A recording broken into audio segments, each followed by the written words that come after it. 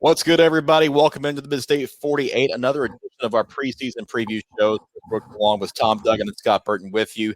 Let's go ahead and bring the guys in. Guys, welcome in. 6A this time. It's going to be a big class with a lot of teams in our area. So, how you guys feeling about it? Hi, Chris. Hi, Scott. Yeah. Well, I mean, you were so pleasant to us. I thought, maybe. Yeah. Well, this one, this is a loaded class. It's going to take 48, and all we can do to squeeze it in, I'm afraid. Yeah, a lot of great teams too, and I guess everybody's going to be asking, is it Oakland all over again in this Midstate region? So things have changed a little bit, Chris, but I tell you what, there's a lot of good teams in 6A this year, a lot of good talent.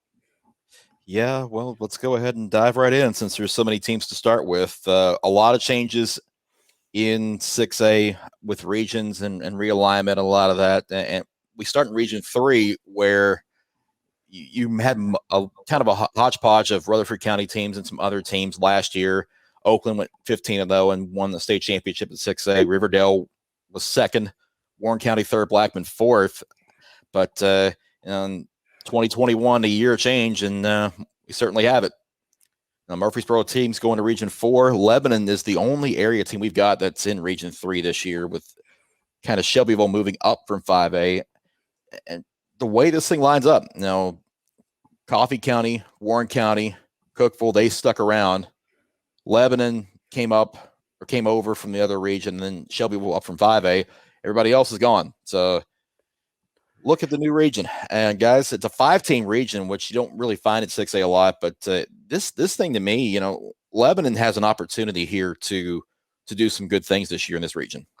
Oh, I agree. I think that, we've talked a lot about how teams were unfortunate or how, things got more difficult. I actually think Lebanon is one of the teams that actually came out to the better with the realignment. They shed Mount Juliet, they shed Hendersonville, Wilson Central, and Rossview off their schedule. And they're replaced, with Shelbyville and Cookeville. But I think that in some ways, they may be a team that's more equipped to play with the ones in their region here. Yeah, not having to deal with they'll have to deal with Murfreesboro teams in the playoffs, but I think this region is a good opportunity for them to win a title. And it also kind of seems like this region, Tom, might be kind of up for grabs too between everybody else for a few spots. That's true, Chris. And to go back on Lebanon a little bit, I've been a big fan of Chuck Gentry since he's got there as the head coach, because he's really turned things around. He brings a lot of fire, a lot of passion to that Lebanon program. Let's not forget they've got an outstanding athletic quarterback. Jalen Abston's being looked at some Division I teams, also an outstanding basketball player. And, this kid's a real deal. And Coach Gentry always has a good defense, as we well know. But, yeah, you're right. This thing's kind of wide open. Cookeville's a team that should be really good defensively this year. Shelbyville, they'll be right back in the mix. Warren County had a banner year for them last year. I believe it was the first winning season for the Pioneers since 1990, guys. And C.J. Taylor, though a very special player, they've got to replace him. I know they're out of our area, but, how will Warren County fare after C.J. has moved on to Vanderbilt? But to me, I really do. I like Lebanon. I think Lebanon's got a chance to really benefit from this realignment and take home this region this year. Yeah, look, some of these key games in Region 3. I mean, we started right out in September 3rd. Lebanon and Cookeville will kind of get an idea of those two teams right off the bat. Really, that Shelbyville-Lebanon game on October 1st, I think, is going to be huge for who wins that region, just to be quite honest about it. Yeah, I think you're right. I think that, just as it starts out of the gate, looking at it, if you were to pick two teams that you would expect to be fighting it out, Shelbyville and Lebanon, I think, in this region would be the one. Tom, I think you mentioned Jalen Abson. He's a really good quarterback. Question with Lebanon I have is just how do you replace DeQuante Shannon? Mm-hmm. Yeah, he was a productive back last year. Shannon had a big impact on that offense, and replacing his production, I think, is question number one with their offense for sure. And you look at another matchup, guys, on October 1st, Warren County and Coffee County, again, kind of stepping over into the 9-3-1 area a little bit, but this could be for a playoff spot. I mean, Warren County and Coffee County certainly could be battling that out. And the same case with Cookeville, Shelbyville. I mean, if Cookeville's got a shot at a home playoff game, they're going to have to go on the road and win a very tough game at Shelbyville. And, Coach Jimmy Maynard, will his team be up for the challenge there in the last week of the season? That's going to be a tough test for them, but I think a home playoff game could be on the line in that one on October 28th. One thing about this region is it's very well spread out. We mentioned the travel there, Cookeville to Shelbyville. That's a long road trip, too. I mean, for a region game, I mean, Lebanon's got to do some traveling to Warren County, Coffee County for the next couple of years. I mean, even though it's a 5-team region, it's a spread out region. It is. And to tell you the truth, as much as I said, Lebanon was in a good shape with this new region. Imagine how Warren County and Coffee County felt getting out of all those other Rutherford County, those Rutherford County teams. Yeah, that was kind of the biggest change for them, is getting away from those teams, at least for the regular season. Now they'll cross back over with them in the playoffs, so they don't avoid them entirely. But at least for the regular season, they don't have to worry about them. That's true. But you finished fourth. You finished fourth in that region, guys. Guess what? You might get rewarded with. Yeah. No game right over to Murfreesboro to see most likely Oakland. Well, that's a good point. Pretty good little segue. Let's just go ahead and go to Region 4, where the defending state champion Oakland Patriots reside. The 2020 standings, of course, obviously everything different. Region 4 was a lot of Sumner and Wilson County teams. Hendersonville won that Region 4 last year. They now dropped down to 5A. They dropped to 5A, I believe that's right. Yeah, here we go. Here are the changes of Region 4. All Rutherford County teams in Region 4. It's a 6-team region now. It was 8 last year. Stewart's Creek joins this region to make it an all Rutherford County region. And Blackman, Oakland, Riverdale, Rockville, Siegel, and Stewart's Creek, they're your 6. I mean, it's completely different. It's completely competitive, and Oakland is still the team to beat. Yeah, Oakland's the team to beat until somebody knocks them off. They're king of the hill right now. Like you said earlier, Chris, undefeated, ran the table. And, the rich just get richer. I mean, what can you say about Kevin Creasy's program? He's getting several starters back on defense. Team only gave up 8.5 points per game last year. And they shut out Brentwood in the regular season. It's once again, it's Oakland's world and everybody else is living in it until, something happens otherwise. Yeah. 2,000-yard rushers back this year as well. And I got a question. Has Coach Creasy in his high school coaching career, has he lost 10 games yet? This guy's, he's done a fantastic job, at Trousdale. Then he comes down to Oakland. I don't know if this guy's even lost 10 games. He's not very far. He's not very far past 10 if he has. I mean, his record, it's been pretty good for quite some time. And what they're building at Oakland is truly special. They're going to be nationally ranked this year. Jordan James, Antonio Patterson, Isaiah Horton. I mean, and Patterson is going to play both offense and defense. And, he could be a big impact player for a defense that's returning 9 starters. To answer your question, Kevin Creasy, 160 and 18. 18. There you go. I would have taken the under for sure. It feels like the under would have won, but yeah. That's impressive. Sure. That's a 900 winning percentage. Yeah. 9 out of 10 certainly ain't bad. Chasing Oakland, we start with Riverdale, obviously. They get quite a few pieces back, but what is it going to take for them to possibly run down Oakland this year? Well, they're going to have to play and reduce mistakes. I think mistakes cost them a couple of games last year. They're going to have to avoid injury. Jameson Holcomb's going to have to stay healthy all year, and they're going to have to control the clock. I think Brandon Conrad and Marcus Lloyd are going to have to control the line of scrimmage or control the games, and keep high scoring offenses out of it. That's just what. That's just my assessment of it. I think they have the team to do it, but, it's Oakland. You mentioned the Holcomb injury from last year. A storyline there. Cade Hewitt filled in for him at quarterback against Oakland in their regular season meeting. Hewitt transferred to Oakland this year and will start for the Patriots at quarterback this year. So Look, that's not ideal for the Warriors, but they'll have to find another backup just in case.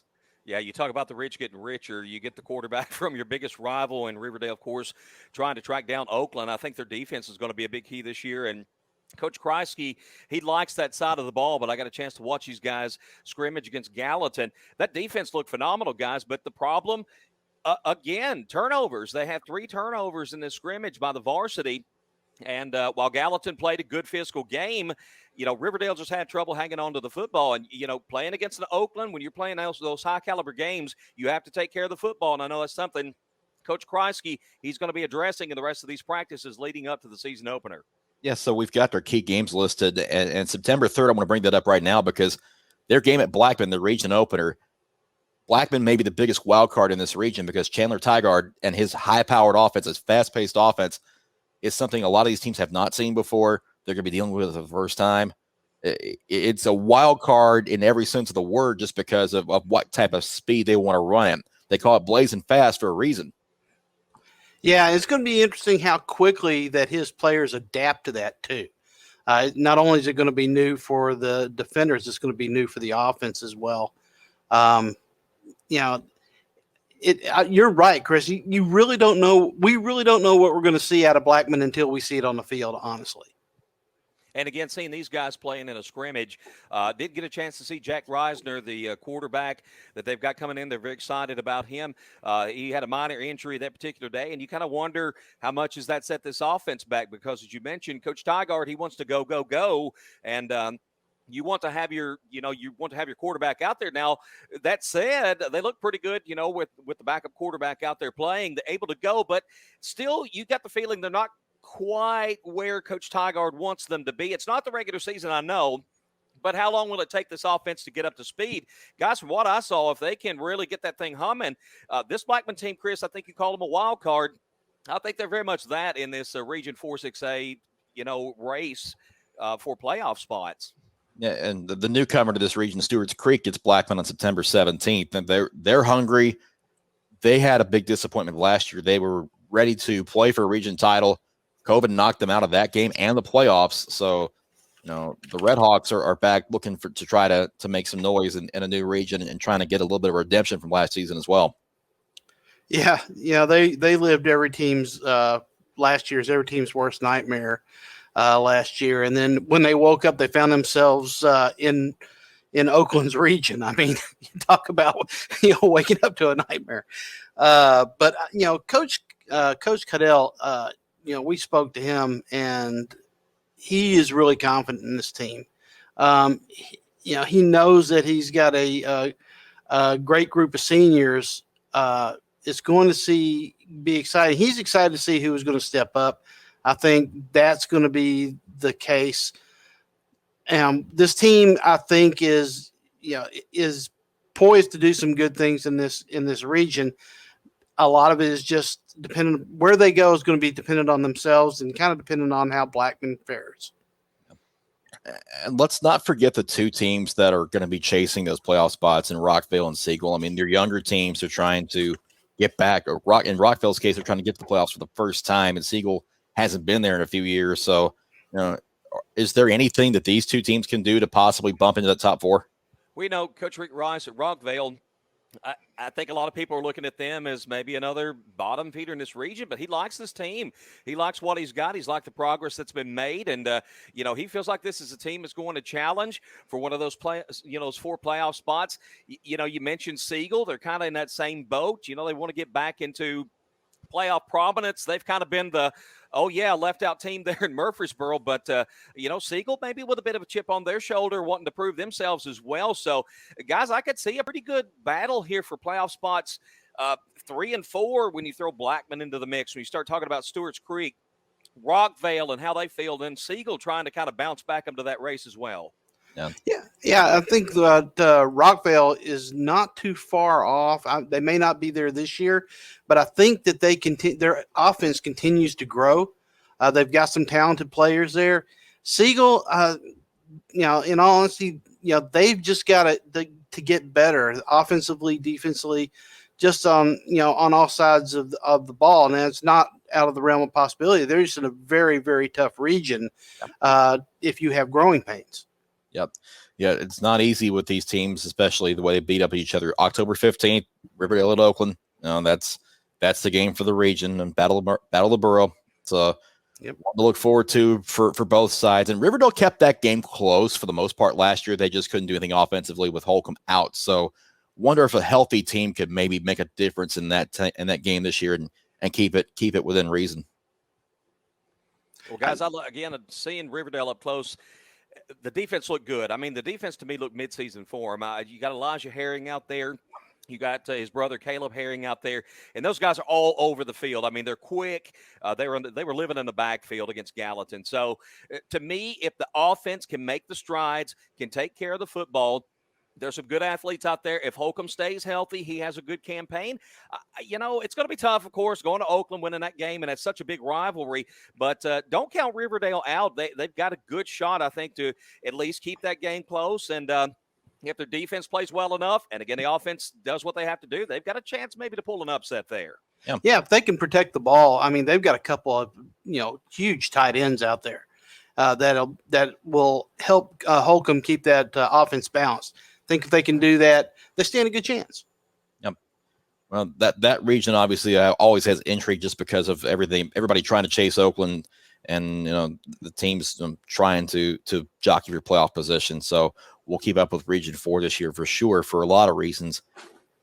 Another region that gets intriguing is Region 5, and what was a region with Henry County and Northeast last year. It's the wrong one, but let's go ahead and move on. Region 5 at 6A last year was, mainly Smyrna and Stewart's Creek, as we've talked about earlier, and then, several metro schools involved that were upended by COVID last year. Smyrna won this region. Laverne finished second. Stewart's Creek was third, and King Ridge was fourth. Not the kind of year that Eddie Woods would have won it for the Ravens, but then again, everything was upended for them, and they got a late start and only got 6 games into the regular season. So for the Ravens, it's going to be kind of a bounce back type of year for them, I think. The way this thing shakes up, Region 5 now gets Beach, Gallatin, Clarksville, and West Creek up from 5A. Hendersonville and Rossview move from 4 to 5, and the old Region 5, as we talked about earlier, is Region 6. So we'll get to, obviously, King Ridge in a bit. But Region 5, we talked about Gallatin a minute ago. They got Beach and Clarksville, and then Hendersonville, Rossview, and West Creek. Guys, what do you like about this region alignment for 2021? Well, I think it's pretty competitive. But again, I think Beach right now is the best of the group. They land in a good position. They should be, again, this is a team that is built on defense. They're going to have some turnover and try to and have some holes to fill on offense, but their defense is solid. And they've got again, Bronco Hanks. The quarterback battle's ongoing, but regardless of who's throwing, Andrew Page there, that wide receiver, that tall wide receiver that they got as being highly recruited, he's 6'4". I think we're going to find out where they are early in their season as far as Beach goes. I think regardless of who the quarterback is, you may see more balance out of Beach than we have in a long time, just because of the threats. Andrew Page, Jackson Long at tight end, and Patrick Hill still there at running back. So they're going to have a lead runner, as they always do with Anthony Crabtree's offense. But the Buccaneers may have a little bit more success in the air than people think, and Andrew Page is a problem in the red zone for sure.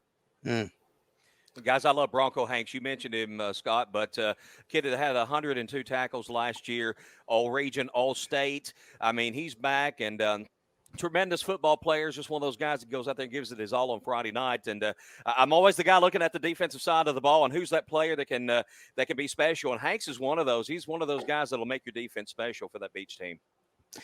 Yeah, and one of the teams that'll be chasing him there is look right there at that September 3rd game, the Hendersonville game. Yeah, I think that's going to be a big game of course, it always is.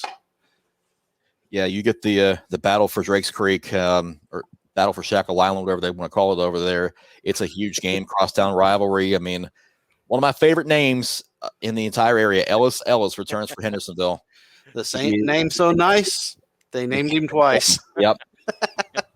Every time he gets his hands to the ball, he's a threat to go all the way. That you might see him even under center for some snaps this year. They'll find him out of that wing T offense. They'll throw it to him.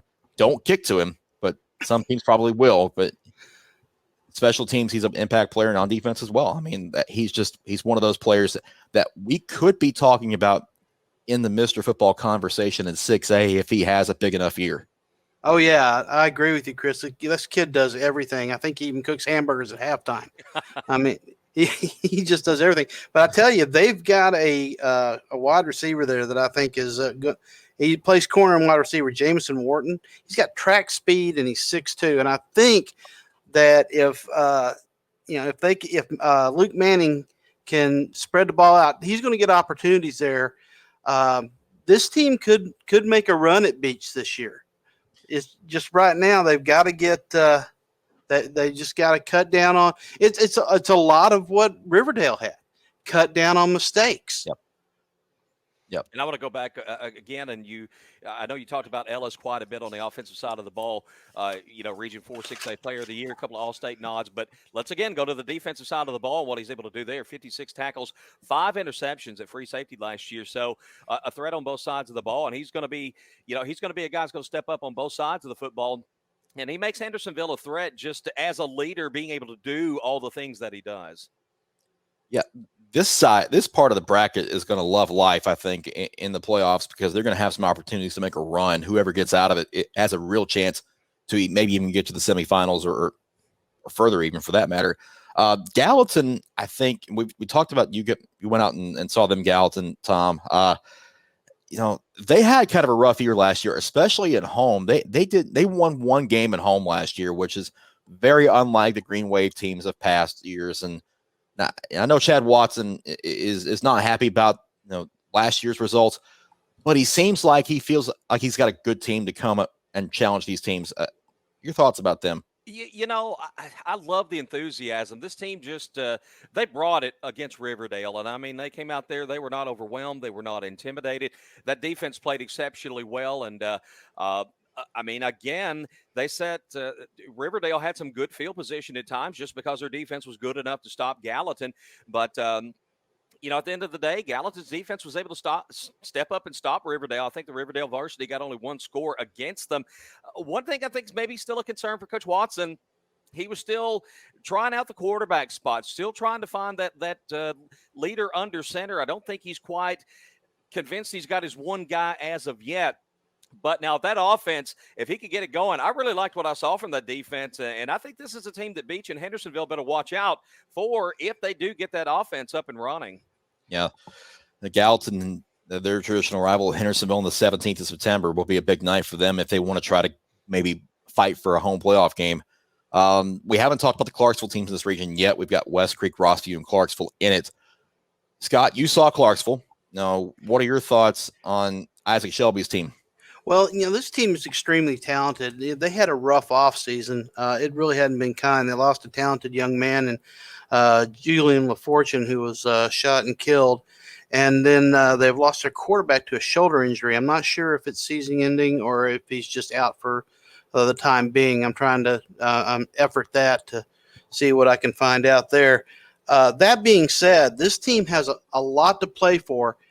And they have a lot of team speed. They gave Mount Juliet all they could handle. And I'll tell you, Trey Perry was raving about thinking that this team has it in them to make a run if they can put it all together. It really, a lot of it depends on the quarterback position and can they be more than one-dimensional? Because I tell you, they can run the rock. And their defense is they fly to the ball. Coach Shelby really likes his team. It's just going to be how they handle adversity and how that quarterback position shakes out. Yep. One of the teams that I think didn't benefit from the new alignment was Rossview, because they were a top 4 team last year, and now they're probably looking at on the cut line or outside of it. And it wasn't a great offseason for Rossview. They lost Devontae Phillips as he transferred to Davidson Academy, but they do have Garrett Dimelback at quarterback, and him coming back for his junior year is going to be big for the Hawks. But Rossview and West Creek. What do those two teams have to do to kind of shake up this region and possibly get in the playoffs?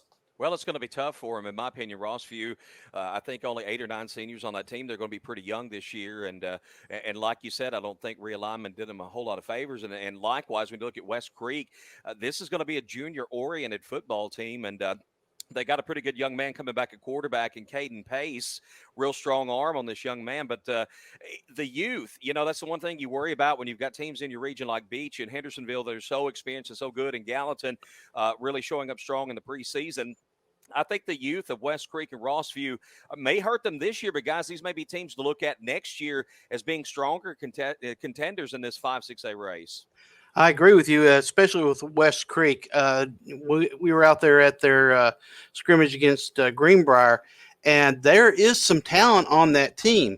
The issue is discipline and being in the right place. And that was the hardest part for the coaches. The coaches were constantly having to correct reads and having to correct certain things. And that was the issue. I think you're right, Tom. I think that West Creek in a couple of years could be a player in this region if this region stays the way it is. As far as Rossview goes, Chris, again, you're right.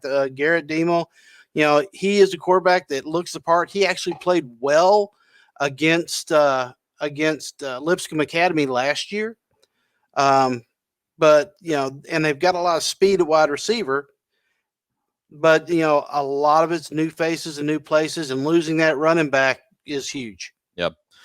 They'll get their test on September 3rd at Clarksville. I mean, their region opener is going to decide a lot of things for them as far as their route for 2021. So if they can knock off their cross-city rival, they can have some good things this year, but that game is massive for their hopes in 2021. So an interesting region for sure, but I think Sumner County might have a bit of an edge there. Clarksville wants to try to upset that balance. It'd be fun to kind of see if they can. October 1st, Clarksville and Hendersonville, kind of a game to keep an eye on as well. And Clarksville will have their shots at everybody pretty much before this thing's all said and done. Let's move on to Region 6 and 6 and 7, actually. 6 is now going to be made up of all those teams from Metro and Smyrna and Laverne. The old Region 5, now Region 6, as Dixon County joins as well to replace Stewart's Creek. So, as we said, Cane Ridge, Laverne, Smyrna, Dixon County now, along with McGavock, Overton, and Antioch. This kind of seems like a region that may be cut and dried as far as the pecking order in 2021. The only question I really have is, how much noise can Dixon County make after such a long drought of a playoff appearance? Well, it's going to. I think that they feel very fortunate to that the region shook out the way it is.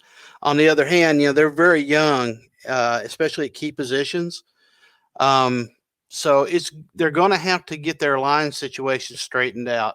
But I think that they've got two good. They get Don Dunning, the running back from Friendship Christian. He joins the squad, and he is a baller. And of course they have Clint Schrader also at the running back position. So they are in position that they can actually make a run in this region, I think.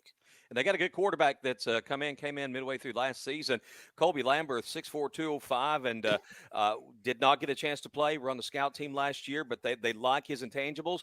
They like his arm, and he could make somebody, Dixon County, somebody to really watch. Maybe they're being overlooked, but if Lambert can come in and give them a little extra punch in the passing game, then that makes that offense that much more lethal with those two running backs, Scott, that you mentioned a moment ago. And Dixon County will have their shot at Overton in the season in the region opener on September 3rd. But that Laverne game was pretty large for them as to kind of see where they might shake out for 2021. If they can beat Laverne, who knows? I mean, a top 3 finish isn't out of the cards for them. It's a big change for them having to go from a Williamson County region where you had a lot of juggernauts to this region where it's Cane Ridge, Smyrna, then Laverne, and then everybody else. Right. And Laverne is got to solve their running back situation. They lose everything Ray Banner that they had last year, who, they rode him, as far as they could carry him. questions there are questions there. There are questions at Smyrna as well. Smyrna's got some issue with numbers. Although they've got some really good skill positions, especially at quarterback and running back. So there's opportunity, I think, for Dickson County here if they can put it together. A couple of guys at Smyrna I want to mention. Obviously, Landon Miller, quarterback. Jeremiah Bailey is kind of their big beast at defensive end, the tight end. I mean, got to see him a couple of times during the offseason. He's a guy you want to get the ball with in space because some defensive backs will have to make some business decisions on whether to bring him down or not because he is a hoss at tight end and a key piece of their defensive line as well. Smyrna has a chance to win this region outright, I think. And they did it last year. They knocked off Cane Ridge, and they'll get a shot to do it again on October 1st. But I have a sneaking feeling that Cane Ridge will find a way to put it together, even though they've got to replace some pieces. Well, Cane Ridge is just talented. I mean, they just have speed to burn. They are just, and they got Abdullah Siobhan gets his chance at quarterback. He's going to have some really talented receivers to throw to. I'm like you, Chris. I could see Smyrna taking this, but boy, just getting past Cane Ridge and their defense and their speed is going to be a tall task. Yep. And then you have the other Metro teams who are trying to fight and scratch and claw to get out of the basement and maybe make a run. Our Sensei Broom comes over to Overton from Maplewood and takes over as head coach for the Bobcats. I think they may have a chance to try to upset the balance of this top four, but they may be a year or so away. And then you have Antioch and McGavick who have had some trouble lately too. So kind of tough on the Metro teams for the most part in this region, except for Cane Ridge. But will be interesting to see how this top four shakes out, if it is indeed Cane Ridge or if it's Smyrna, and then how Dickson County falls. I mean, one of the big questions was how they would fare in this new region. So they were certainly a benefactor of the realignment. And hopefully Dickson County will have something to cheer about this year. Certainly they should. And, you mentioned Overton. I want to jump back on them and just kind of scout them out a little bit. A Metro team, but a very junior-oriented team. There's not a lot of senior leadership coming back on that team. And I almost feel like they're another team that's about a year away. Top to bottom of this region, kind of young in that sense. You got a lot of quality juniors, but you don't see a ton of seniors like you see in a lot of regions. But Overton's got some good talent in that junior class of theirs. So the noise, maybe not so much this year, but keep an eye on them in the futures. I think, in another year, we might see them take another step up. Yep. Yeah. This region will go up against Region 5 with Beach and Hendersonville and all those guys in the playoffs. So, be interesting to see how those cross over. But we got a little bit more time for the biggie, and that's Region 7. An all Williamson County team, all Williamson County region this year. And Scott, you and I went to Media Day a couple of weeks ago to talk to some of these coaches and players, and man, they're excited about this year, and rightfully so, because this thing could be a bloodbath. Oh yeah, I mean they're going to be there's going to be a lot of chatter all over Williamson County this year. You run into them at the Walmart, it's going to be fun. No, it's Target, Walmart. I stand corrected. I have to put that in there. It's usually Target. So yeah, you're probably right. I don't get to hang out over there as much. Little retail humor there. Sorry about that. No, you're all good. I think that you were right, Chris. They were so excited. And what a great media day atmosphere that was, wasn't it? Yeah, they put on a really good time over there. We were at Mafiosa's at the factory at Franklin. They fed us, and well done by Williamson County. They did a good job of making it a big event and bringing all the teams in and having coaches and players sit down and field questions from the media. And we got some good insight into kind of what they're thinking for 2021. And some good stories come out of that. Oh, yeah. The biggest of those to me, though, is who comes out of this thing on top. Because in my mind, there's 4 teams there that have a legitimate case to win this region outright. You've got Ravenwood, you've got Independence, you've got Summit. They're the reigning 5A champions, but they come up at the 6A, and they might actually kind of be the hunters instead of the hunted. And then Brentwood, who has to replace some key pieces, but they're still going to hang around even under new head coach Clint Fitch. Yeah, there are storylines on storylines intertwined here. Ravenwood to me looks like since the addition of their quarterback, that's going to Chris Parson.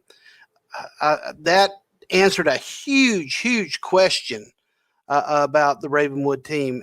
This kid is just talented. If you've seen him on a social media, he can put the ball where he wants to. So that answered a big question that I had going into the season. But again, Summit, how do you got the Wade boys over there. How do they handle moving up into this region? And you absolutely nailed it right there, Chris. Are they going to be the hunters or the hunted? And I think that coming up, a lot of these teams are going to look at them as the hunted. I think that they're going to have a target every single week. Yeah, I mean, winning a gold ball will do that, but Summit does get, hopefully a full year of a healthy Keaton Wade back on defense. I mean, of course, his brother Destin also, they're going to Kentucky. They've got that out of the way. So they're trying to focus on, a bigger challenge. And this whole region is just one big challenge. I mean, look at the key games on our screen. Ravenwood at Brentwood, September 17th, October 1st. Everybody kind of in it for themselves, trying to jockey for playoff position. And let's not forget Franklin and Centennial, because, maybe they're probably picked 5th and 6th, but you have a bad night against those two teams, and you're taking a loss. Yeah, and imagine, the Summit Franklin game when they're staring across at their old defensive coordinator on the other side of the field. You don't think that that would be the one game that he's got circled on his schedule and his boys want to win. Yep. And, Brentwood, I mean, under Clint Finch, I mean, they have to replace Kate Granzow, but we saw Davis White and a glimpse of what he could do in a playoff game last year where he threw 5 touchdowns in relief. He has the keys to this offense, and he knows how to run it. He's already had plenty of game experience, so I don't think they're worried about him at all at quarterback. The question's going to be, does this defense stop enough teams to win games and challenge for a region title? Yeah, he may be a better passer than Granzow was. I would agree. Granzow was a leader, and he would put the team on his back, and he could carry a pile. But this kid may be a better pure passer than Granzow was, and that may make them even more dangerous. Yep. And guys, I'm going to defer to you a lot on this region, because I know you've been a lot more familiar with these Williamson County teams, and you've had a chance to go to media day. One team I have gotten to look at is Centennial, and folks are kind of overlooking Centennial a little bit. And they're small. I mean, this is a team that's pretty small, don't have a lot of size, but Matt Kreisky is a lot like his brother. He's very fiery out there on the field, and I watched them in a scrimmage against Blackman. Both teams running up and down the field on them, and Josh Forsey, a great senior running back for them, he had within 3 runs about 150 yards and 3 scores. He was absolutely torching that Blackman defense. So, people are going to overlook Centennial. Maybe they're not. And what is, I know, a powerful region, because these teams certainly, they have impressive resumes. But don't be surprised if Centennial puts a little bit of a scare into some of these teams on certain Friday nights. Yeah, and Franklin's kind of in the same boat. I mean, not necessarily size-wise, because you've got guys like Fisher Anderson anchoring the offensive line, but then you have a kid like Bryce Sparks running the football for them. Alex Melton will have a bit of a challenge in his first year as head coach, but again, he's got some knowledge of this region and these teams, so I wouldn't be shocked if Franklin's kind of in the same boat. The team we haven't mentioned here, the team that I think may be the wild card in this region and may actually be a contender when it's all said and done, is Independence. Because this group of receivers is possibly as talented as they come. You've got Ty Lockwood, you've got River Katina, you've got other studs basically catching the ball from now Joe Cummings at quarterback, replacing Jackson Campbell. Scott Blade's got a pretty nice little offense out there. The only question is, can their defense do enough to win them some games? Yeah, it's a good question. Again, this region is so deep. It's going to come down to, I'm afraid that, in any one game, it could come down to a penalty, an interception, just a mistake. I could see Independence. I could see Independence finishing first, second, third, fourth. I could see him finishing anywhere in this in the top. I don't see him much falling out of that, but they could finish anywhere in that, just basically upon whatever happens during the season. I mean, Chris, you've seen them up close. Aside from wide receivers, how's their defense? Defense looked pretty good against Hillsborough. I think Hillsborough was still a little bit down as far as their offense was concerned this year, but Scott Blade seems pretty happy with his defense and the way they've been playing, and guys like Brady Jenkins running around and making plays in that secondary.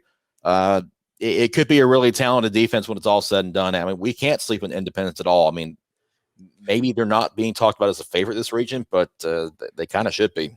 Well, the reason I was asking about that because I looked at their schedule and they've loaded it up.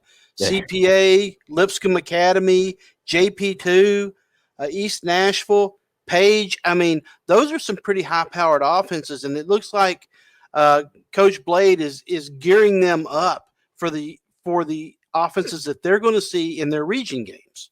Yeah, certainly will be interesting to keep up with them on a weekly basis just because of the talent that's going to be on the field on both sides and the opponents they play. They'll be ready for this region. I mean, you'd be hard pressed to find a non-region schedule tougher than what Independence is playing in the area, if not the entire state. And it's always one of those double-edged swords, guys. It could benefit you come the postseason, or you could get really beat up during the regular season, and it could hurt you. But I'm always of the mindset, play the top competition. I think it does nothing but help you get better for the postseason. And again, as you mentioned, a newcomer coming in at quarterback, but man, does he have the talent surrounding him, so that offense should be really good. And Coach Blade knows what he's doing. He's going to have that defense prepared. And again, as long as they don't go out there and just get battered and bruised up, Independence, even if they don't win this region, they could be somebody could be very scary in the playoffs in Class 6A. It won't shock me if there's one of these four teams that gets to Chattanooga in the Blue Cross Bowl this year, just because of the depth of talent on both sides for a lot of teams. I mean, this region will prepare you for about anything. I think it's the deepest and the best in the state, almost in any classification even.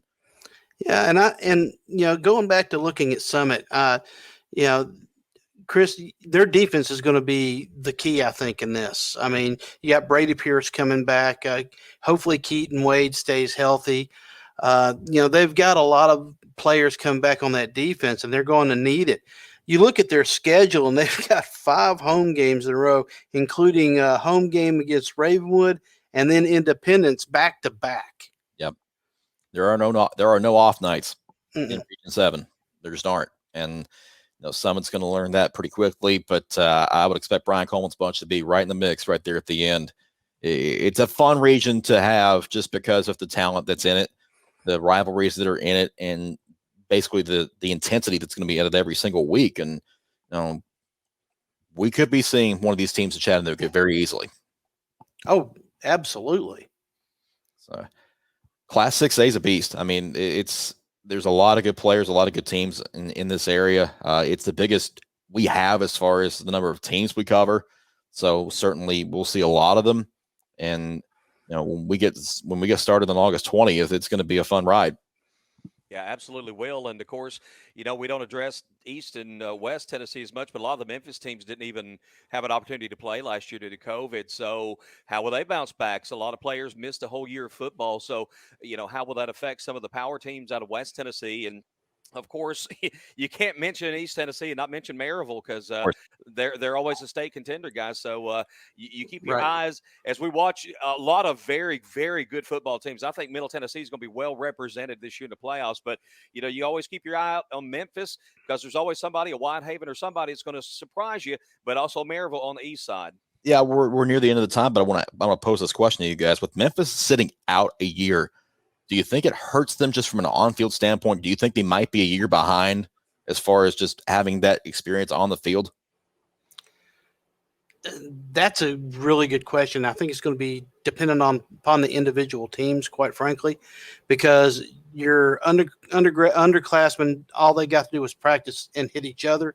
They didn't get to do that, I don't think.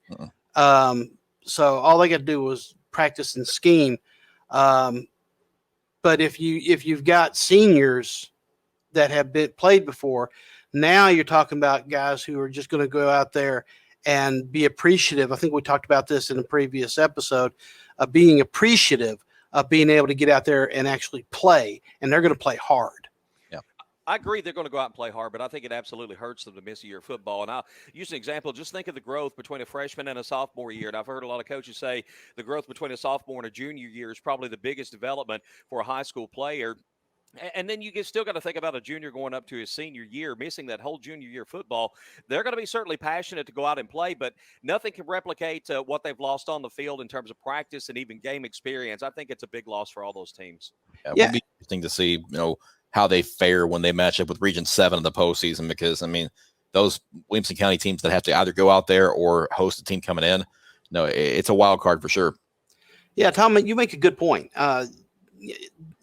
When you get that kind of enthusiasm too, you tend to make mistakes. You tend to be over enthusiastic, extend the play, cost penalties, things like that. So yeah, I agree with you. There's a potential for it to really, for them to have to rein some stuff back.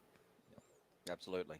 Yeah, just another one of those storylines to watch out for this year as the year goes on and how those teams will fare in the postseason. But that's all we got. We've done 6A in under 48 minutes. So wow.